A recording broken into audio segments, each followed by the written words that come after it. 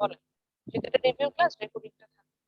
Ma'am একটা ছিল হচ্ছে ওই যে রিয়েল লাইফ এক্সাম্পল, আর আরেকটা হচ্ছে ওই যে কার্টিলেজ। আমরা কি দুইটাই করব? দুটোই করবেন। দুইটা অ্যাসাইনমেন্ট থেকে হচ্ছে আমি ক্যালকুলেশন করে আপনাদের হচ্ছে অ্যাসাইনমেন্টের যে একটা 10 মার্কস আছে সেটার মার্কসটা দিব। আর এখানে কাজটা হচ্ছে গিয়ে যে ওই যে দুটো রেকর্ডেড ভার্সন দিয়েছে, এখানে রেকর্ডেড ভার্সনে আমি মেনশন করছি এবং ওখানে রিয়েল লাইফ এক্সাম্পলের কথা বলেছি, তো ওখান থেকে শুনে অ্যান্সারটা ওখানে দিতে। ঠিক একইভাবে ইন্টারন্যাশনাল পার্টেলও সেম জিনিস, রেকর্ডেড ভার্সনটা আছে সেটা দিবেন। লাস্ট ক্লাসের রেকর্ডেড ভার্সনটা অলরেডি আমি শেয়ার করেছি আপনাদের সাথে। ওইখানে থেকে নেওয়ার থেকে যে অ্যাসাইনমেন্টের জন্য যে রেকর্ডেড ভার্সনটা অ্যাসাইন করা সেটা আসলে আমি প্রেফার করবো যে ওটা হচ্ছে গিয়ে আপনারা গো থ্রু করেন। Okay ma'am. আর আসলে হচ্ছে ফাইনাল এক্সাম কোশ্চেনটা নেই, ফাইনাল কোশ্চেনটা একটু বলে না যে ফাইনাল কোশ্চেনে হচ্ছে গিয়ে 35 মার্কস। এর মধ্যে আমি 30 মার্কস হচ্ছে গিয়ে ব্রড কোশ্চেন দিয়েছি আর 5 মার্কস দিয়েছি দুটো শর্ট নোটস লেখার জন্য, আড়াই আড়াই 5 এরকম। তো যেখানে 4টা ব্রড কোশ্চেন যেখানে আছে সেখানে হচ্ছে অপশন আছে, ম্যাম 4টা থেকে যে কোনো 3টার অ্যান্সার করতে। আমি একটু বলে নেই তারপর বুঝাই। হ্যাঁ, তারপর কোশ্চেনটা ম্যাম আপনার কথা শোনা যাচ্ছে না, মানে একটু কেটে কেটে আসতেছে। এখন ঠিক আছে? জি ম্যাম এখন ঠিক আছে। আচ্ছা, তো আমাদের হচ্ছে গিয়ে 4টা ব্রড কোশ্চেন আছে, 4টার মধ্যে যে কোনো 3টা অ্যান্সার করতে হবে এরকম বিষয় আছে। তো এটা বললে আর আপনারা যেটা করেন যে আপনারা নিজেদের মতো করে শর্ট সাজেশন বানায় নেন, এটা করব না। কারণ হচ্ছে গিয়ে কোশ্চেনে আমার আমার পরেও আর একটা মডারেশন হয়, আমার সামনে একটা মডারেশন হয়েছে। আমি কেন বলতেছি এটা, এখানে চেঞ্জ কাটাছেঁড়া হতে পারে, কারণ আপনারা যেহেতু স্টুডেন্ট কম সেলফ স্টাডি, তো এখানে ওদের সুযোগ আছে, ওরা চাইলেই কাটাছেঁড়া করতে পারবে। কাটাছেঁড়া করে হচ্ছে গিয়ে আপনাকে আপনার হচ্ছে গিয়ে ওটাকে কি বলবো, কাটাছেঁড়া করে আপনাকে হচ্ছে গিয়ে আমরা কোশ্চেন চেঞ্জ করে দিতে পারি। তো সেই ক্ষেত্রে আমরা শর্ট সাজেশনে যাবো না, যেহেতু আমাদের 3টাই chapter, chapter 8, 9 and chapter 13। Chapter 13 থেকে খুবই অল্প পড়িয়েছি, বলেছে এখান থেকে শুধুমাত্র টিকা শর্ট নোটস আমি দিব। তো চ্যাপ্টার 13 এ ছোট ছোট যে যেমন এক্সচেঞ্জ রেট বা floating exchange rate, fixed exchange rate, এই জিনিসগুলো আমরা একটু পড়বো, বা how we are determining exchange rate, এরকম। এর বাইরে আসলে কোনো প্রশ্ন এখানে আসার কথা না। তো ব্রড কোশ্চেন আসার জায়গায় হচ্ছে গিয়ে কোটা আর ট্যারিফ, মানে trade restriction and non tariff trade restriction যেটা, সেটা। তো ওখান থেকে আমরা ব্রড কোশ্চেন গুলো পড়বো। তো আমি বলবো যে শর্টকাটে আমি যাতে না যাই, আমি 4টা যে আমাদের যে মানে ব্রড কোশ্চেন হওয়ার যে 4টা মেজর এরিয়াস আমি সেটা একটু বলে দিই। প্রথমে আসে হচ্ছে ট্যারিফ থেকে, যেটা হচ্ছে গিয়ে হোয়াটস the effect of applying import tariff for a small country, A partial equilibrium analysis. আমরা পার্শিয়ালি একটা অ্যানালাইসিস করি, যেখানে আমরা দেখি যে একটা ডোমেস্টিক কান্ট্রি কি, আমি বইটা ওপেন করছি, একটা ডোমেস্টিক কান্ট্রি দেখা যাচ্ছিল যে সে ইকুইলিব্রিয়ামই ছিল, অর্থাৎ সে পারফেক্ট ছিল। পারফেক্ট অবস্থায় হচ্ছে গিয়ে পারফেক্ট ছিল, পারফেক্ট অবস্থায় হচ্ছে গিয়ে আমরা দেখলাম যে তার মন চাইলো যে আমি এখন হচ্ছে গিয়ে কি করব, আমি ইন্টারন্যাশনাল ট্রেডে যাব। ইন্টারন্যাশনাল ট্রেডে যাওয়ার ফলে তার কি হলো, সে দেখা গেল যে হিতে বিপরীত হয়ে গেল, অর্থাৎ তার প্রাইস লেভেল কি হলো, কমে গেল না। $3 থেকে প্রাইস লেভেল কমে ইন্টারন্যাশনাল মার্কেটে যেহেতু প্রাইস লেভেলটা হয়ে গেল হচ্ছে, একদম পড়াশোনার অবস্থা খারাপ, কিচ্ছু বলতে পারতেছে না, অথচ একদিন পরে পরীক্ষা। কি অবস্থা আপনাদের দুজনের? হুম। আচ্ছা, সো আমরা দেখা যাচ্ছিল যে আমরা ডোমেস্টিক্যালি ভালো ছিলাম, বইটা ওপেন করছি, ডোমেস্টিক্যালি ভালো ছিলাম আমরা। $3 আমাদের প্রাইস ছিল, $3 প্রাইস ছিল। পরবর্তীতে আমাদের কি হলো, আমাদের মনে শখ জাগলো যে না, আমরা ওয়ার্ল্ড মার্কেটে যাব, তাই না? ওয়ার্ল্ড মার্কেটে যেয়ে আমাদের প্রাইসটা চট করে ফল করে ফেলো, ফল করে কি হয়ে গেল, $1। আর $1 যখন প্রাইস হয়ে গেল, এখন তো আমাকে এটার সাথে অ্যাডজাস্ট করতে হবে। তো $1 প্রাইস দেওয়ার পরে আমি অ্যাডজাস্টমেন্টে যাওয়ার চেষ্টা করলাম। অ্যাডজাস্টমেন্টে যাওয়ার চেষ্টা করে আমি হচ্ছে গিয়ে তখন আমি ট্যারিফ ইম্পোজ করলাম। ট্যারিফ ইম্পোজ করে আমি দেখলাম হচ্ছে গিয়ে আমার $2 প্রাইসের আগে যতটা আমি খারাপ অবস্থায় ছিলাম, আমার ডোমেস্টিক প্রোডিউসাররা যতটা খারাপ অবস্থা ছিল, তার থেকে কম্পারেটিভলি আমি একটা বেটার পজিশন আসলাম। বলতেছি না যে ভীষণ ভালো অবস্থায় চলে আসছি, বাট ওটা থেকে কম্পারেটিভলি একটা বেটার পজিশনে আমি এখানে নিজেকে আবিষ্কার করলাম। এতটুকুই হলো। তো এটাই ছিল হচ্ছে আমার পার্শিয়াল ইকুইলিব্রিয়াম অ্যানালিসিস। এটা পার্শিয়ালি বলি বিকজ হচ্ছে গিয়ে আমরা অরিজিনাল সিনারিওটা এখান থেকে বের করি না। অরিজিনাল সিনারিওটা আমরা এখান থেকে বের করি না, এবং হচ্ছে গিয়ে আমরা চাইলে এটা একটা কান্ট্রিকে মানে একদম অরিজিনাল কান্ট্রি, লাইক আমি স্মল কান্ট্রি হিসেবে ভুটানের কথা বলতে পারি, ইভেন আমি বাংলাদেশের কথা বলতে পারি, এরকম একটা কান্ট্রি ধরে ক্যালকুলেশন করতে পারি। আমরা সেভাবে না যে জাস্ট হচ্ছে গিয়ে পার্শিয়ালি একটা স্মল কান্ট্রি ধরে করছে, অর্থাৎ এখানে অরিজিনাল ক্যালকুলেশনে যাচ্ছে না, that's why it's called partial equilibrium analysis. এটাতে যেত, এটা হচ্ছে আমাদের একটা ব্রড কোশ্চেনের জায়গা, যে what's the effect of imposing import tariff a partial equilibrium analysis, এটা একটা ব্রড কোশ্চেনের জায়গা চ্যাপ্টার 8 থেকে। সেকেন্ড যে ব্রড কোশ্চেনের জায়গা, এটার পরের অংশটা যেখানে আমরা কস্ট বেনিফিট অ্যানালাইসিসে যাওয়ার কারণে আমরা দেখলাম যে what's the effect on consumer surplus and producer surplus. এটা থেকে আমি সিটিতে প্রশ্ন করেছিলাম, যে ওয়েতে কোশ্চেনটা করেছিলাম ওইটা মনে রাখবেন, ওই রকম ওয়েতে আমি কোশ্চেনটা করতে পারি। অর্থাৎ আমরা কনজিউমার সারপ্লাস এবং প্রোডিউসার সারপ্লাসের একটা এফেক্ট দেখেছিলাম, এবং এখানে দেখেছিলাম যে প্রোডিউসার সারপ্লাসটা বাড়ছে বাট কনজিউমার সারপ্লাসটা কমছে, এবং সাম কেসেস আমরা কিছু অংশ মিসিং করে ফেলছি। আমরা যদি আমরা অরিজিনাল পিকচারটা দেখি, অরিজিনাল পিকচার এটা ভালো বোঝা যায় না, আমরা কস্ট বেনিফিটে দেখছেন ওই যেখানে B and C area, D area যেটা দেখতে পাচ্ছি যে এই ব্যালেন্সটা আমাদের আমরা কোনোভাবে ক্যালকুলেশনে আনতে পারছি না, আমরা প্রপার ওয়েতে ক্যালকুলেশন করছি but this areas R missing. So these are the dead weight loss. Dead weight loss means for market failure we fail to calculate some মানে some output actually আমাদের মার্কেট থেকে হারায়, যেটা কোথায় যায় কিভাবে যায় আমরা গেজ করতে পারি বাট ক্যালকুলেশন এটা আনা সম্ভব হয় না, যেটাকে আমরা স্ট্যাটিস্টিক্সে আমরা এটাকে এরর টার্ম হিসেবে ধরে নিই। তো এই এরর টার্ম হিসেবে ডেড ওয়েট লসটা আসে, এবং ডেড ওয়েট লসটা আমরা এখানে এভাবে অ্যাডজাস্ট করে নিচ্ছি, এখানে এইভাবে অ্যাডজাস্ট করে নিচ্ছি। তো এই ছিল হচ্ছে কি আমাদের পার্শিয়াল ইকুইলিব্রিয়াম মানে consumer surplus and producer surplus. তো এইখান থেকে আরেকটা ব্রড কোশ্চেন হতে পারে। এই গেল দুইটা ব্রড কোশ্চেন করার জায়গা from the chapter 8। Next chapter 9। In chapter 9 আমরা পড়েছি হচ্ছে গিয়ে অনেকগুলো বিষয়। নন ট্যারিফ ট্রেড ব্যারিয়ারটা এমন, সেটা হচ্ছে গিয়ে যে এখানে সরাসরি আমরা ট্যারিফ অর্থাৎ গভর্নমেন্ট থেকে কোনো ট্যাক্স ইম্পোজ করা হয় না, বাট গভর্নমেন্ট এমন কিছু অ্যাক্টিভিটিস করে যে কারণে হচ্ছে গিয়ে ট্রেডে একটা রেস্ট্রিকশন চলে আসে, দ্যাটস ওয়াই এটাকে বলে non tariff trade barrier. Trade ব্যারিয়ারটা আমি ঠিকই দিচ্ছি, ট্রেড রেস্ট্রিকশনে আমি ঠিকই যাচ্ছি, কিন্তু ইনডিরেক্টলি যাচ্ছি। বুঝতে পারছেন স্যার? জি ম্যাম। পারতেছি? আচ্ছা, এই কারণে এটাকে বলে non tariff trade barrier. So প্রথম non tariff trade barrier or most famous non-tariff trade barrier is quota. Quota means directly restriction on the output of any kind of commodity for import export both. Import করি আর export করি আমি কমোডিটির উপরে একটা restriction দিয়ে দিচ্ছি, এটাকে আমরা বলছি হচ্ছে কি কোটা।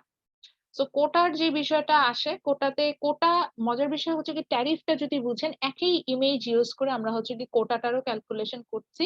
এখানে পরবর্তীতে যে ব্লু কালারের যে ডিএক্স অর্থাৎ ডিমান্ড কার্ভের যে চেঞ্জেসটা দেখিয়েছে, আমাদের এটা দেওয়ার দরকার নাই, এই জায়গাটা আমরা পড়ি নাই, মানে এই কারণে আমরা ডিমান্ডও চেঞ্জ হতে পারে, সেক্ষেত্রে আরো একটু আসলে ডোমেস্টিক কান্ট্রি বেনিফিটেড হয়, এই জায়গাগুলো আমরা পরবর্তী ক্যালকুলেশনে যাইনি because we go through about the other non-tariff trade barrier, মানে আদৌ যে প্রোটেকশনিজম পলিসি গুলো আছে লাইক ডাম্পিং আমরা এটা পড়েছি, ইন্টারন্যাশনাল কার্টেল এটা পড়েছি, এক্সপোর্ট সাবসিডিজ যেটা আপনাদের আমি রেকর্ডেড ভার্সন দিয়েছি, ওখানে দেখবেন যে আমি এক্সপোর্ট সাবসিডিজ নিয়ে কথা বলছি। তো ওখানে দেখবেন যে এক্সপোর্টে গভর্নমেন্ট ইনসেন্টিভ দিবে, অর্থাৎ গভর্নমেন্ট থেকে কিছু স্পেন্ড করবে যে কারণে আমাদের এক্সপোর্টটা বাড়বে, that's called export subsidies. So ওটা আসছে, তো এই বিষয়গুলো নিয়ে দেখা গিয়েছে এখানে ব্রডলি একটা আলোচনা করা আছে। তো এখান থেকে প্রশ্নটা ব্রড কোশ্চেনটা এখানে কি হতে পারে, একই রকম ব্রড কোশ্চেন, অর্থাৎ what's the impact of import quota on international trade, অর্থাৎ আমি যদি ইম্পোর্ট কোটা অ্যাপ্লাই করি সেই ক্ষেত্রে, অর্থাৎ আমি এখানে ইম্পোর্ট করছি, এখানে আমি কোয়ান্টিটির উপর একটা রেস্ট্রিকশন দিয়ে দিলাম, so what will happen after that. So সেটাই হচ্ছে কি এখান থেকে আসা একটা ব্রড কোশ্চেন। এরপরে আমরা সেম এই প্রশ্নগুলো আসলে ইমেজ গুলো দিতে হবে। আমি একটা সাজেস্ট করবো, বাসায় মিনিমাম এই ছবি দুটো, এই ইম্পোর্ট কোটার ছবিটা আর ইম্পোর্ট ট্যারিফের ছবিটা দুইবার করে আঁকবো, দেখে দেখে আঁকবো, বইটা দেখে, যেহেতু আমাদের কাছে হার্ড কপি নাই, পিডিএফটা দেখে আঁকতে হবে। তো আমরা দেখে দেখে দুইবার আঁকবো, তাহলে ছবিটা ভুল হবে না, কারণ এখানে ক্যালকুলেশনটা যে ছবিটা যদি ভুল হয়ে যায়, ক্যালকুলেশন ভুল হয়ে যায় ফাইনাল এক্সাম, তখন কিন্তু মার্কস আমরা একটু প্রবলেমে পড়ে যাব। এন্ড আপনাদের এক্সাম হচ্ছে ফ্রাইডে মর্নিং এ, হ্যাঁ ফ্রাইডে মর্নিং এ, আমার ফ্রাইডে মর্নিং না, if I am not wrong? Yes ma'am. Friday morning আমার ইনভিজিল, আমার তো সব দিনই ইনভিজিলেশন, আমি তো গ্রিনেই থাকবো। আমি ঠিক করেছি গ্রিনেই থেকে যাবো। Genius, genius. এক কাজ করেন, আমার আমি বলি আমাকে একটা গ্রিনে বাসা বানাই দিতে, আমি ওখানে থেকে যাই। এটা আমার জন্য বেস্ট আইডিয়া ম্যাম। এটা আমার জন্য বেস্ট হয়। চিন্তা করেন আমি 10:30টার সময় বাসায় এসে পরের দিন আবার সকাল 8:30টার মধ্যে বাসা থেকে বেরোতে, মানে রাতে শুধু 5-6 ঘন্টা ঘুমানোর জন্য বাসায় আসতে আমি প্রয়োজন দেখি না। Ma'am robotic life. বাসায় তো 5-6 ঘন্টা বাসায় ঘুমানোর থেকে আমি বরঞ্চ অফিসেই থাকি, কি বলেন? অফিসেই থাকি, অফিসেই ঘুমাই, অফিসেই বাসা বানাই। ম্যাম অফিস থেকে যদি একটা ডরমেটরি খুলে দিত তাহলে বেটার হতো। পার্মানেন্ট ক্যাম্পাসে বানাচ্ছে তো। মানাচ্ছে? তাহলে তো পার্মানেন্ট ভালো হবে। পার্মানেন্ট ক্যাম্পাসে স্টুডেন্টদের জন্য হচ্ছে গিয়ে যেমন হোস্টেল থাকবে, তাতে পার্মানেন্ট ক্যাম্পাস না খুব সুন্দর হবে। হবে না মানে অলরেডি তো হ্যাঁ ম্যাম, কনস্ট্রাকশন হচ্ছে। হ্যাঁ বলেন। আমার বাসার পাশেই। ও আচ্ছা, ওখানে আপনাদের বাসা। জি ম্যাম। তো মানে খুব সুন্দর হচ্ছে, মানে আমি না যেটা হতে হচ্ছে কি একটু মানে আমার একটু আফসোস লাগে আপনাদের জন্য, যে যারা এখন বের হয়ে যাচ্ছে তারা আসলে এত সুন্দর পার্মানেন্ট ক্যাম্পাসটা মিস করবে। ম্যাম আমি জি যখন ম্যাম, আমাকে বলছিলাম এক অনেক বছর মিস দেড় করবো ম্যাম। বছরের মতো হ্যাঁ হ্যাঁ হয়ে যাবে, আর হ্যাঁ ওইটা এখন হচ্ছে। মানে টু বি অনেস্ট 2023 তে দেখা যাবে যে আমরা ফুল ফ্লেজেড আসলে পার্মানেন্ট ক্যাম্পাসে চলে যাবো, যেমন ড্যাফোডিল যেভাবে যাচ্ছে, ড্যাফোডিলে যেভাবে চলে গেছে যে একদম ওরা পার্মানেন্ট ক্যাম্পাসে সবকিছু হবে, ওইভাবে আমাদেরও হবে, আমরাও যাব, আমাদের ট্রান্সপোর্টেশন এভাবে থাকবে। Because এখনই দেখা যায় যে বিভিন্ন রুটে কিন্তু বাস সার্ভিস চলে, এবং পার্মানেন্ট ক্যাম্পাসে আমি ক্লাস নেই তো স্টুডেন্টরা বলে দেখা যায় নরসিংদী থেকে বাস আসে, আপনার ওই উত্তরার ওই সাইড থেকে মানে গাজীপুরের ওই দিকের কোথা থেকে জানি বাস আসে, টঙ্গী থেকে। তো এগুলো করে করে ইয়েস কিন্তু ম্যাম, ওরা ওই হুম দিন ম্যাম নিকুঞ্জতে গেলাম, নিকুঞ্জতে দেখি গ্রিনের আইডি কার্ড দেওয়া। পরে আমি গেলাম ওর সামনে, হুম বললাম হ্যালো কি অবস্থা, তুমি কোন ব্যাচের? ব্যাচ হুম বললো, আমি ব্যাচ বললাম, পরে বলে আর আপনি তো ভাই আমার সিনিয়র। পরে হুম, এরকম মানে কথা বলতে বলতে ওদের ক্লাস হয় হলো পার্মানেন্ট ক্যাম্পাসে, মানে কিছু আচ্ছা সংখ্যক স্টুডেন্ট, প্রায় 400-র মতো স্টুডেন্ট পার্মানেন্ট ক্যাম্পাসে অলরেডি ক্লাস করতেছে। 400 বেশি মানে 400-র বেশি, হ্যাঁ। হ্যাঁ বিজনেসেই অলমোস্ট বিবিএমবিএ মিলায় 100 ছুঁই ছুঁই। সিএসসি তে ট্রিপল ই আচ্ছা। ওগুলো ধরলে আমার অনেক বেশি, মানে এই এখন এইবার 45 জন তো নিউ ব্যাচে, মানে এই যে সামার স্প্রিং যেটা 2022 45 স্টুডেন্টস পার্মানেন্ট ক্যাম্পাসে অ্যাডমিশন নিয়েছে, বুঝতে পারতেছেন পুরো একটা সেকশন। ওরে বাবা। তো ওখানে কিন্তু আমাদের সিচুয়েশন ভালো হচ্ছে, তো ওই আমরা একটা সময় ওরকম চলে যাবো, তা আমি ওটা আফসোস করি আপনাদের জন্য যে আপনারা ক্যাম্পাসটা মিস করবেন। এটা মানে হুম। সুন্দর একটা ক্যাম্পাস হবে জি বড়, তখন যাবেন সমস্যা অ্যাডামসিয়ান নেই, হিসেবে। ক্যাম্পাসে যে যাওয়া তো যাবে না, গেলে তো অবশ্যই কেউ কিছু বলবো না। ইনশাআল্লাহ। মানে ওটা আসলে একটা এই কথাটা একটু বলতে যে কেন বলছে এটা বলি, সব যেখানেই পড়েন না কেন, ধরেন আপনি গ্রিনেই পড়েন আর এবিসিডি ইউনিভার্সিটিতে পড়েন, নিজের ইউনিভার্সিটিকে না বা নিজের ইনস্টিটিউটকে না ওন করা শিখবেন। আমি যখন গ্রিনে প্রথম মানে অ্যাডমিশন না মানে আমি যখন ফ্যাকাল্টি হিসেবে জয়েন করি, স্টুডেন্টদের মধ্যে একটা জিনিস দেখতাম, তারা একটু শাই ফিল করে যে দে আর স্টুডেন্ট ফ্রম গ্রিন। দেখা যেত তারা ফেসবুকে ফ্রেন্ড রিকোয়েস্ট পাঠাচ্ছে বা ফেসবুকে আমি তাদের আইডি দেখতে পাচ্ছি, সেখানে তারা মেনশন করে না যে তারা গ্রিন স্টুডেন্ট। দেখা যায় যে হয়তো ক্রেডিট ট্রান্সফার সাউথ ইস্ট থেকে বা ইস্টার্ন থেকে বা ইস্ট ওয়েস্ট থেকে নর্থ সাউথ থেকে, ওইটাই লেখা নর্থ সাউথ ইউনিভার্সিটি।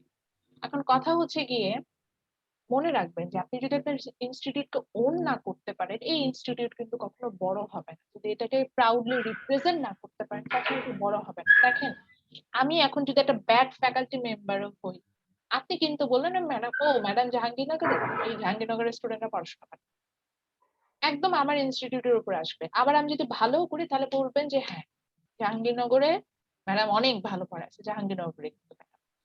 আমি মনে করি আমি যাই করি না কেন আমি সারা জীবন কিন্তু আমি আমার আমার ইনস্টিটিউটটাকে ওন করবো, এবং আমার আমি ভালো করলে আমার ইনস্টিটিউটের নাম হবে, খারাপ করলে এখন আপনি বলতে পারেন ম্যাডাম এটা তো পাবলিক ইউনিভার্সিটি। স্যার জাহাঙ্গীরনগরের নামে কি স্ক্যান্ডাল নাই? প্রচুর বাজে নিউজ আছে, প্রচুর প্রচুর বাজে নিউজ আছে। এখন এটা সত্যি মিথ্যা এখানে আমি যাচাই বাছাই যাচ্ছি না।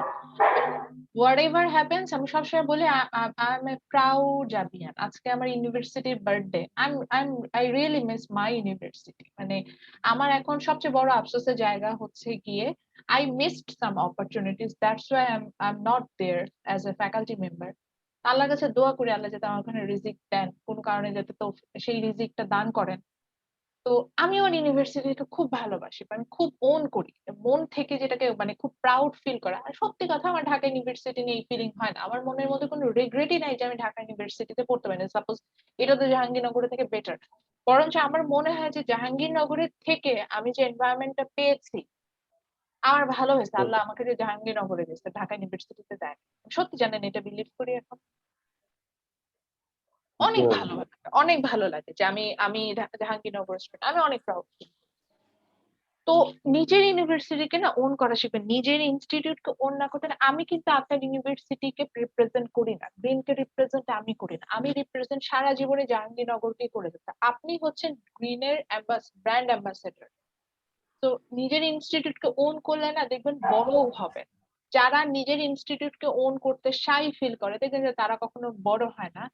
এবং আসলে তারা, আমি যে বলবো, এরা হচ্ছে সেলফিশ, অকৃতজ্ঞ, বাংলায় বলা উচিত অকৃতজ্ঞ। এরা এরা সারা জীবন এরকম অকৃতজ্ঞই থাকে। এরা এর থেকে বেস্ট পজিশনে গেলেও ওখানে যা ধরেন, সাপোজ ধরেন সে খুব ভালো অর্গানাইজেশনে জব পায়, ওইখানেও যায় বিচিং করবে, বলবে এই অর্গানাইজেশন ভালো, ওই অর্গানাইজেশন থেকে আরেক জায়গায় গেলে ওইখানে যা বিচিং করে, যে আগের অর্গানাইজেশন ভালো। অর্থাৎ এরা কখনো স্যাটিসফাইড হয় না, এদের কাজই বিচিং করানো।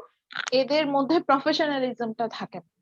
তো আমি বলবো যেখানে পড়েন স্যার, ধরলাম আপনার ইউনিভার্সিটি এখনো নর্থ সাউথের জায়গায় যায় নাই, নর্থ সাউথের মতো সময় দেন।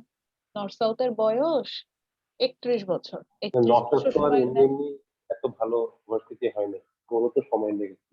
হ্যাঁ, নর্থ সাউথের স্টুডেন্ট সংখ্যা কত? নর্থ সাউথে এখন কারেন্ট স্টুডেন্ট আছে মনে হয় 25,000-এর উপরে। তাহলে কত স্টুডেন্ট বের হয়ে গেছে? তাদের সাথে আপনি আগে আপনার ইউনিভার্সিটিতে 25,000 স্টুডেন্ট আসুক, কম্পিট করেন, ওই সময়টা দেন, তারপর আপনার ইউনিভার্সিটি ভালো না করলে আপনি বলতে পারেন। তো এখন সময়ই দিলেন না, কিছুই করলেন না, তো এই জন্য হচ্ছে গিয়ে আমি বলবো যে ইউনিভার্সিটিকে ওন করা শিখেন, প্রাউড ফিল করা শিখেন, যাই করেন না কেন, end of the day you are a product of Green University, আপনারই। ম্যাম তাহলে আপনাকে আজকে একদম আজকের ঘটনাটা বলেন। ম্যাম আজকে আমার একটা ইন্টারভিউ ছিল, পরে ওখানে ইন্টারভিউতে গেলাম, চাইনিজ কোম্পানি ছিল। তো ওখানে ম্যাম আমাকে বলতেছে আপনার স্যালারি কত আশা করেন। আমি বললাম এরকম, মানে আমি বলেছিলাম আমি 30, মানে একটু কমই বলেছি 30 আমি চাই, মানে 30-এর কম হলে হবে না, মানে এরকম একটা বলে। তখন বললো আমার টিভির দিকে তাকালো, তাকিয়ে বললে you are you are from Green right, how can you expect more from study from this varsity. And তখন আমি বললাম ma'am varsity is not a matter man, ma'am the matter is what can I do for you exactly, and this company. Exactly. Ma'am আমি এটা এইভাবে বুঝিয়ে দিচ্ছি। পরে সে আমাকে বললো কবে থেকে জয়েন করতে চাচ্ছেন, আমি বললাম নেক্সট পরের মাসের শুরু থেকে। তো বুঝছেন ম্যাম? মানে মাহবুব, আমি যেটা বলবো, ধরেন ঢাকা ইউনিভার্সিটির সব স্টুডেন্ট কি জব পায়? না বা ম্যাম, জাহাঙ্গীরনগরের ঢাকা সবাই কি জব ইউনিভার্সিটি পায়? আমার একটা ফ্রেন্ডই আছে, ও এখনো বেকার, ও চুজই বেকার, করতে পারতেছে না বেকার কোথায় যাবে। টেকার বাদই দেন, মানে আমি বলতে চাচ্ছি ঢাকা ইউনিভার্সিটির সবাইকে ভালো পজিশনে যায়, very few students there in good position. আর বাকি সবাই কিন্তু কিছু না, মানে এরকমই চলার মতো কিছু, অনেকে কিছু পায়ও না। আমি আমার নিজের ব্যাচ থেকে অনেকে এক্সাম্পল দিতে পারি, আমার নিজের ব্যাচমেট এমন আছে, আমার খুব খারাপ লাগছে, বাট আমার তাদেরকে রেফার করতে হয়েছে। সে আমার ইউনিভার্সিটি, যে গ্রিনে, অ্যাজ এ অফিসার অ্যাপ্লাই করেছে, as a junior officer apply করেছে, but he has good CGPA, মানে he has completed his degree from a good department, job নাই। তো একটা পাবলিক ইউনিভার্সিটি স্টুডেন্টের এই অবস্থা, জাহাঙ্গীরনগর হচ্ছে বাংলাদেশের সেকেন্ড বেস্ট ইউনিভার্সিটি, সেটার এই অবস্থা। তো সেখানে তো ম্যাম আমি, সেকেন্ড না ফার্স্টই বলা চলে। আমি যেটা যেটা ট্রু না সেজন্য আমি আমি এটা বলতেছি না, আমি বলতেছি না যে ঢাকা ইউনিভার্সিটি পচা।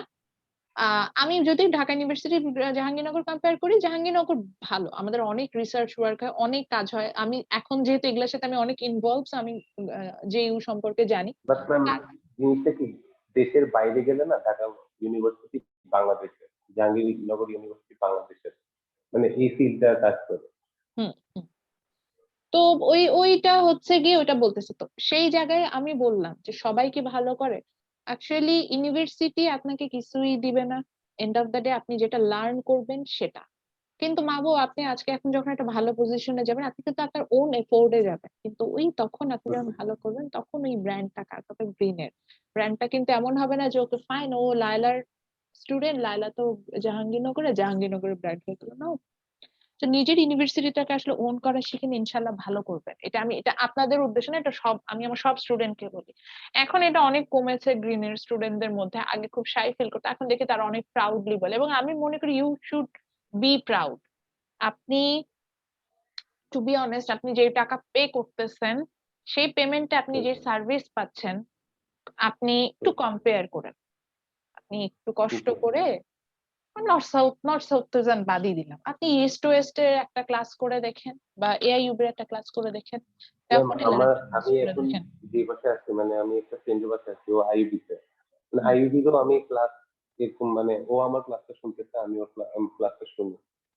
তো ওদের ভার্সিটির যে ক্লাসগুলো দেখলাম না ম্যাম, আমাদের থেকে, মানে আমাদের মতোই, এর থেকে আরো হতে পারে, মানে ওরকম ভালো লাগে না। আমি ওর সামনে বলতেছি ওরকম ভালো লাগে না, কিন্তু আমাদের ভার্সিটির যে ক্লাসটা, মানে ফ্যাকাল্টি গুলো ম্যাম অন্যভাবে ক্লাস করে, এটা ম্যাম বলতে হবে।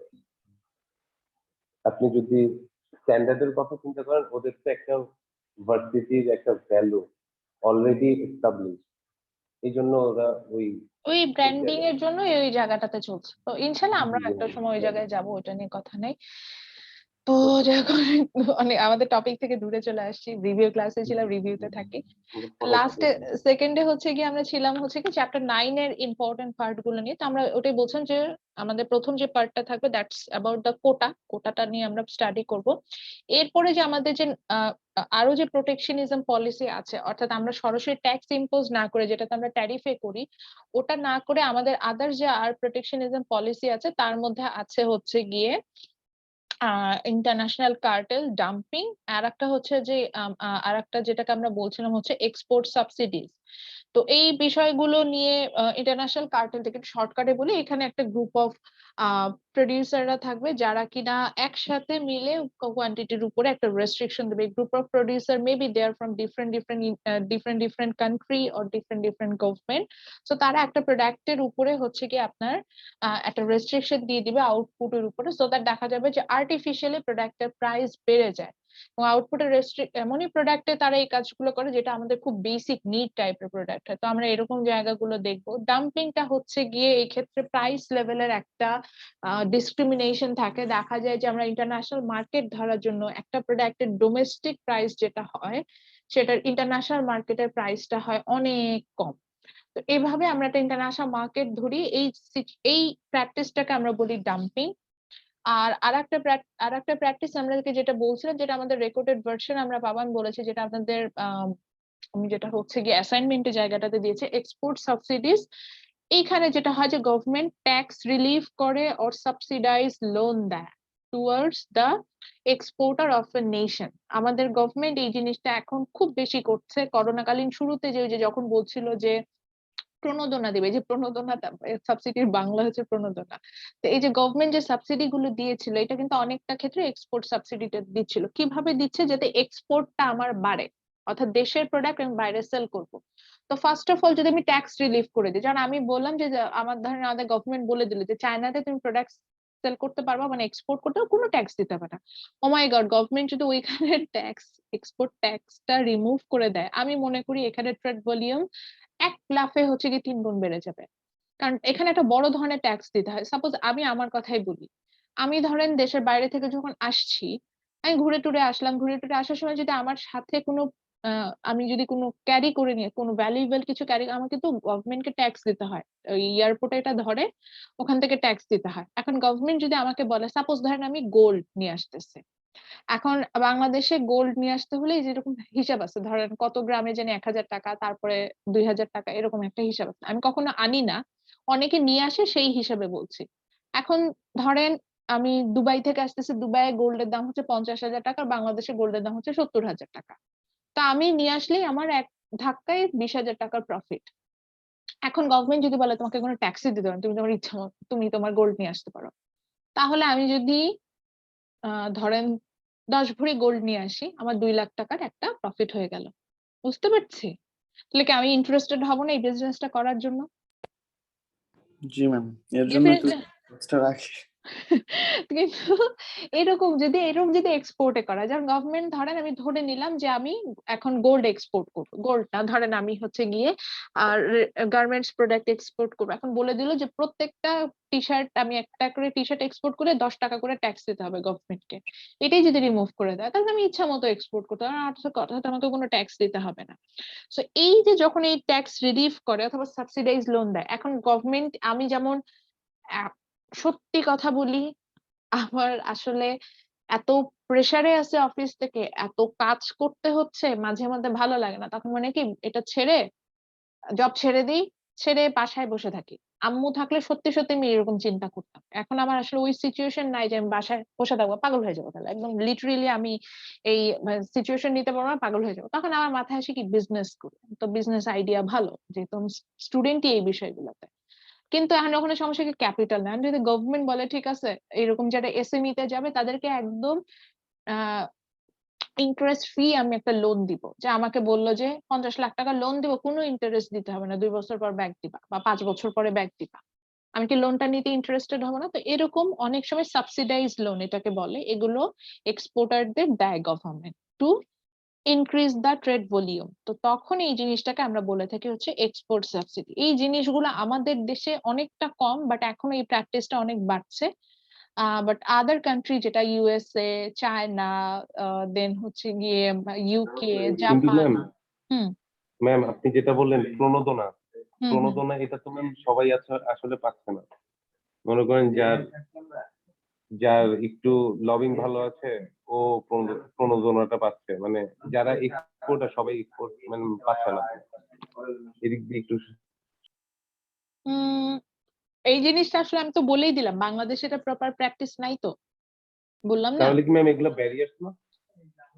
এটা তো আমাদের জন্য সমস্যা। এই তো এই যে আপনারা শিখে যাচ্ছেন, এক সময় হতেই পারে মাহবুব বাংলাদেশে ফাইন্যান্স মিনিস্টার হয়ে গেল বা শফিক বাংলাদেশের ফাইন্যান্স মিনিস্টার হয়ে গেল, তখন এগুলো অ্যাপ্লাই করবেন, মাশাআল্লাহ।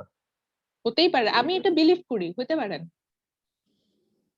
জি ম্যাম, আমিও বিলিভ করি, নিজের ভিতর বিলিভ থাকা দরকার ম্যাম। হ্যাঁ, এখন ধরেন মাহবুব ফাইন্যান্স মিনিস্টার হলো, শফিক তখন ওই যে আপনি মনে করাই দিয়ে যে ভাইয়া আমরা পড়ে আসছিলাম এক্সপোর্ট সাবসিডি, ভাইয়া এটা দাও, সাথে আমাদের তখন ম্যাম ইউটিউবে সার্চ করবো, ইউটিউবে সার্চ করে এই ক্লাসটা নিয়ে নিবো, কারণ আপনি তো ইউটিউবে দিয়ে দিয়েছেন। এক্সপোর্ট সাবসিডিটা পারবে কিভাবে বাড়াবো এগুলা চিন্তা করে এক্সপোর্ট সাবসিডি দিয়ে দিবেন। বা হচ্ছে গিয়ে ওই যে ইন্টারন্যাশনাল মার্কেট ধরার জন্য ডাম্পিংটাকে একদম লিগ্যালাইজড করে দিবেন বা কার্টেল বানাবেন, এগুলো করে করে করবেন, করে হচ্ছে গিয়ে ট্রেড ভলিউম বাড়াবো আমরা। তো এগুলো চাইলে আমরা করতে পারি। ওটাই বললাম তো, এই যে এইটাকে অর্থাৎ আমরা আমাদের ট্যাক্সটাকে রিলিফ করছি বা লোনটাকে সাবসিডাইজ করছি, this situation is call export subsidy, মানে নামটাই বলে দিচ্ছি, এক্সপোর্টটাকে আমি প্রমোট করার জন্য এখানে যে সাবসিডি, মানে এখানে যেই ইনসেনটিভটাকে দিচ্ছি, মানে ইনসেনটিভ বলতে কি বোঝায়, ইনসেনটিভ হচ্ছে এমন একটা জিনিস যে কারণে আপনার মানে আপনি একটা রিওয়ার্ডও বলতে পারি, একটা পানিশমেন্টও বলতে পারি, যে কারণে আপনার কাজের স্পৃহা বাড়ে। তো সেটাকে হচ্ছে গিয়ে আমি বলবো ইনসেনটিভ। এই ইনসেনটিভটা আমি দিচ্ছি যে কারণে আপনার এক্সপোর্টটা যাতে বাড়ে, তো that's call export subsidies. So এখান থেকে আর একটা প্রশ্ন হতে পারে যে ডাম্পিং বা ইন্টারন্যাশনাল কার্টেল আর এক্সপোর্ট সাবসিডিজ, এখান থেকে হয়তো আমি জিনিসটা এলাবোরেটলি জানতে চাইতে পারি যে জিনিসগুলো কি, এখান থেকে একটা প্রশ্ন হতে পারে। লাস্ট যে চ্যাপ্টার 13, ওখান থেকে আমি ওটা বলেছিলাম যে দ্যাটস এ ওপেন বুক, মানে ওপেন বুক এক্সামের মতো, অর্থাৎ আমাদের এটার জন্য হচ্ছে গিয়ে আমাদের অনলাইন যে ম্যাটেরিয়ালস গুলো আছে সেগুলো হচ্ছে গিয়ে আপনারা চাইলে গো থ্রু করতে পারবেন। So BOP, balance of payment চ্যাপ্টারটা নেম ছিল। সো ফার্স্ট আমরা দেখেছিলাম BOP means it's a kind of spreadsheet where we actually accumulate our all export and import, সবগুলো হচ্ছে কি হিসেব রাখি, সেটা হচ্ছে বিওপি ছিল। সেখান থেকে আমরা দেখেছিলাম হচ্ছে কি ডাবল এন্ট্রি বুক কিপিং একটা প্রবলেম আমরা পড়ি, সেটাকে আমরা বলেছিলাম হচ্ছে গিয়ে যে একই হিসেব 2বার লেখা হয়, যে কান্ট্রির জন্য আমরা যে কান্ট্রি এক্সপোর্ট করছে তার জন্য এটা ক্রেডিট আকারে আসে। হুম বুঝতেছি না। মানে লিখতেছি তো ম্যাম, বুঝতেছি না। আচ্ছা, সো ব্যালেন্স অফ পেমেন্ট প্রথমে পড়লাম, তারপরে ওখান থেকে আমরা দেখেছিলাম এটা দুটো অংশ, debit and credit. Debit means হচ্ছে গিয়ে যেখানে আমরা পেমেন্টটা রিসিভ করছি, সো এটাকে আমরা এক্সপোর্টের সাথে কম্পেয়ার করে, ডেবিটটা হচ্ছে গিয়ে যেখানে পেমেন্টটা আমরা পে করছি, সো এটাকে আমরা ইম্পোর্টের সাথে কম্পেয়ার করি। তারপরে আমরা আসছিলাম হচ্ছে কি ডাবল এন্ট্রি বুক কিপিং, যেখানে আমরা দেখেছিলাম যে ওয়েট, এন্ট্রি বুক কিপিংটা একটু নিচে, এখানেই তো ছিল। আচ্ছা, এরপরে আমরা চলে গিয়েছিলাম হচ্ছে কি ডাবল এন্ট্রি বুক কিপিং, যেখানে আমরা দেখতে পাচ্ছিলাম যে একই হিসেব, অর্থাৎ আমরা যখন ক্যালকুলেশনটা করছি একটা কান্ট্রির জন্য সেটা হচ্ছে এক্সপোর্টে যায়, আর একটা কান্ট্রির জন্য এটা ইম্পোর্ট পোর্শনে অ্যাড হয়। সাপোজ আমি বাংলাদেশ থেকে ইন্ডিয়াতে কিছু প্রোডাক্ট এক্সপোর্ট করছি, তো বাংলাদেশের বিওপি তে ওটা ক্রেডিট আকারে আসবে, আর ইন্ডিয়া যেহেতু ওটা পারচেস করছে আমাদের কাছে, ওটা ওদের ইনপুট, ওটা ওদের বিওপি তে ডেবিট আকারে আসবে। তো এই যে ক্রেডিট ডেবিট এই দুটাকে অ্যাডজাস্ট করে আমরা যেটা পাচ্ছি, অর্থাৎ একই ইনফরমেশন, ধরলাম যে $200 আমরা এক্সপোর্ট ইম্পোর্ট করছিলাম এখানে, সেটা দুইটা কান্ট্রির বিওপি তেই থাকছে, অর্থাৎ একই অ্যামাউন্ট দুইটা কান্ট্রিতে বারবার লেখা আছে। এটাকে আমরা বলি ডাবল এন্ট্রি বুক কিপিং। সো জাস্ট এটার আইডিয়া দিলেই হবে। এরপরের পার্টটাই ছিল হচ্ছে গিয়ে এক্সচেঞ্জ রেট। এটার জন্য বইয়ে খুব প্রপারলি তেমন লেখা নাই, তো আমরা এটা হচ্ছে কি বলেছিলাম যে এটা আমরা অনলাইন কন্টেন্ট থেকে পড়বো। এছাড়া আমাদের একটা ব্যালেন্স শিট ছিল, যেখান থেকে আমরা হচ্ছে কি এটা আইডিয়া নিচ্ছিলাম যে ব্যালেন্স অফ পেমেন্টের কি কি অংশ থাকে। আমরা সেখানে দেখেছিলাম যে 4টা অংশ থাকে, কারেন্ট অ্যাকাউন্ট, তারপরে আসা হচ্ছে capital account, financial account, and লাস্টে হচ্ছে আদার্স। কারেন্ট অ্যাকাউন্টে হচ্ছে গিয়ে all kind of current export and import এটা এটা অ্যাড হয়। ক্যাপিটাল অ্যাকাউন্ট হচ্ছে আমাদের ক্যাপিটাল, যেটা ইনভেস্টমেন্ট, যেটা মেইনলি সেটা অ্যাড হয়। ফাইন্যান্সিয়াল অ্যাকাউন্টটা হচ্ছে কি যে ব্যাংকের মাধ্যমে মানে ফাইন্যান্সিয়াল যে ট্রানজাকশন গুলো সেটা ফাইন্যান্সিয়াল অ্যাকাউন্টে থাকে। আদার্স আরো কিছু হচ্ছে কি যে যেমন স্পেশালি ফরেন এইড বা এই জিনিসগুলো যেগুলো আমরা আসলে কোনোটার এর মধ্যে অ্যাডজাস্ট করতে পারছি না, সেগুলোকে হচ্ছে আমরা আদার্স হিসাবে নিয়ে আসি।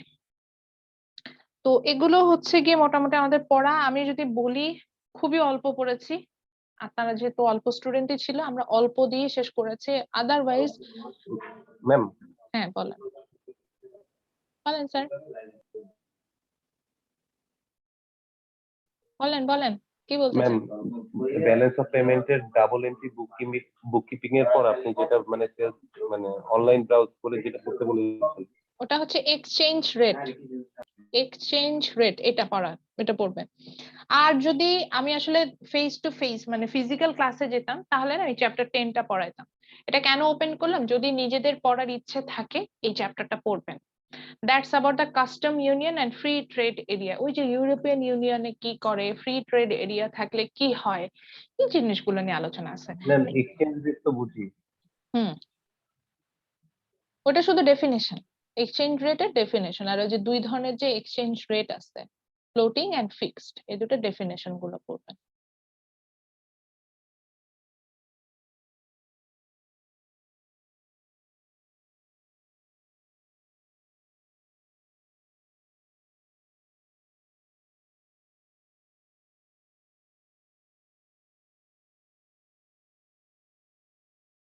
এই ছিল। আর যদি নিজেরা স্টাডি করতে চান, লাইকে মানে একদমই নিজের জন্য, মানে ক্যারিয়ারের ইমপ্রুভমেন্টের জন্য, যে আমি আসলে জানতে চাই আরো কিছু, সেই ক্ষেত্রে আমি সাজেস্ট করব, যেহেতু এই রেকর্ডেড ভার্সনটা থাকবে এই জন্যই বলছি, চ্যাপ্টার 10টা আমরা পড়তে পারি।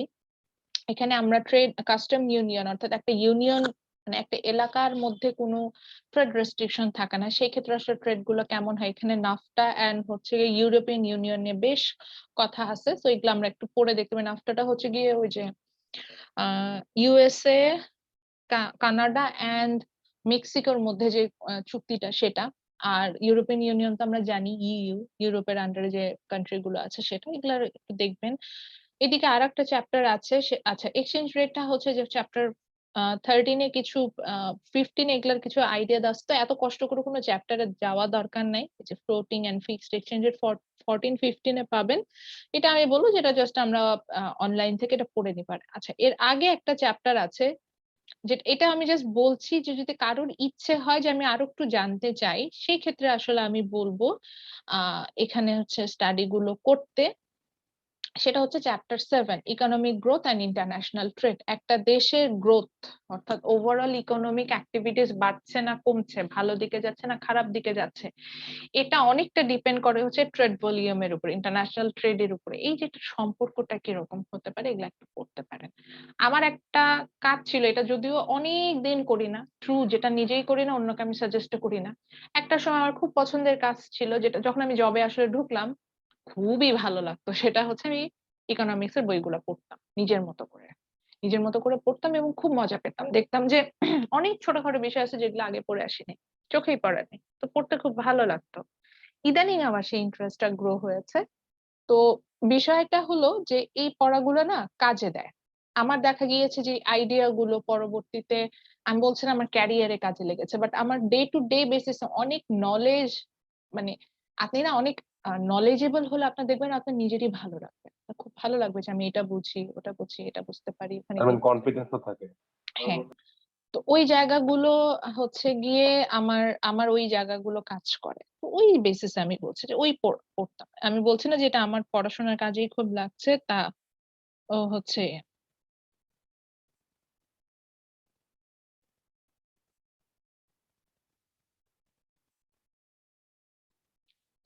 ঠিক আছে। সো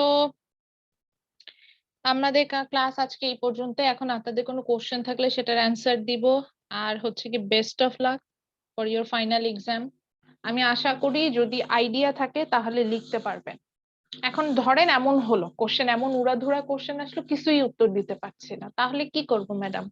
তাহলে যেটা করবেন সেটা হচ্ছে খালি খাতা রেখে এসেন না, অ্যাটলিস্ট যেটুকু পারি পারি মানে ধরেন সাপোজ দেখলেন যে ইম্পোর্ট কোটা থেকে প্রশ্ন আসছে কিন্তু ইম্পোর্ট কোটা যে প্রশ্নটা আসে বুঝতে পারছি না, অ্যাটলিস্ট ইম্পোর্ট কোটা নিয়ে যে আইডিয়া আছে পার্শিয়াল ইকুইলিব্রিয়াম অ্যানালাইসিস এর হয়তো আইডিয়া থাকবে সেটা লিখে দিয়ে আসবো, যাতে আমি কিছু মার্কস দেওয়ার জায়গা থাকে। আপনার খাতায় যদি কিছুই না থাকে আমি তো আপনাকে মার্কস দিতে পারবো না, কিন্তু পার্শিয়ালি ওই যে একই জিনিস, পার্শিয়ালি কিছু লিখলে সেখানে অ্যাটলিস্ট আমি মার্কস দিতে পারি।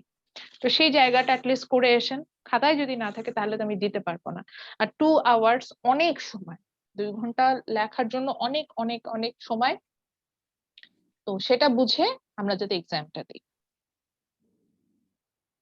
আচ্ছা, এখন শফিকের কাছে যাবো। আজকে শফিক কোনো কথা বলতেছে না। ম্যাম আমি এমনিতেও কথা কম বলি। আচ্ছা, শফিক বিলিভই করে নাই যে সে চাইলে ফাইন্যান্স মিনিস্টার হতে পারে। স্যার, বাংলাদেশে ফাইন্যান্স মিনিস্টার হওয়ার জন্য ইভেন ইংলিশে ডিগ্রি ছিল এমন একজন ফাইন্যান্স মিনিস্টার হয়ে গেছে। তো সেখানে তো আপনি বিবিএ পড়ে যাইতেছেন, যথেষ্ট ইকোনমিক্স নিয়ে আইডিয়া আছে, আপনি চাইলেই ফাইন্যান্স মিনিস্টার হতে পারবেন। আর বিসিএস দেওয়ার জন্য তো পুরো ব্যারিয়ার লাগে না, মানে আপনার অলরেডি আপনাদের দুজনেরই বিসিএস দেওয়ার যোগ্যতা অর্জন করে ফেলছেন। এই যে লাস্ট সেমিস্টার তো আপনার বিসিএস দিতে পারেন, অ্যাপিয়ার ম্যাম সার্টিফিকেট। প্রিপারেশন নিচ্ছি। না, ডেফিনেটলি শফিকও বিসিএস দিবেন, অ্যাপ্লাই করেন জি ম্যাম, বিসিএস আমার এর। ম্যাম হ্যাঁ পুলিশে জয়েন করার ইচ্ছা আছে। হ্যাঁ, কিছু দেখবেন, আরে ভাই আপনি হিস্ট্রিতে পড়ে পুলিশ এএসপি হইতে পারবেন, আর কিছু বলবো? আমার নিজের ব্যাচমেট আছে হিস্ট্রিতে পড়া, এএসপি, এসপি হয়ে গেছে, সরি এএসপি তো এখন আর নাই। বুঝতেছেন আপনার পাওয়ার কি? ও মাই গড, আমি তো চিন্তাই করতে পারতেছি না।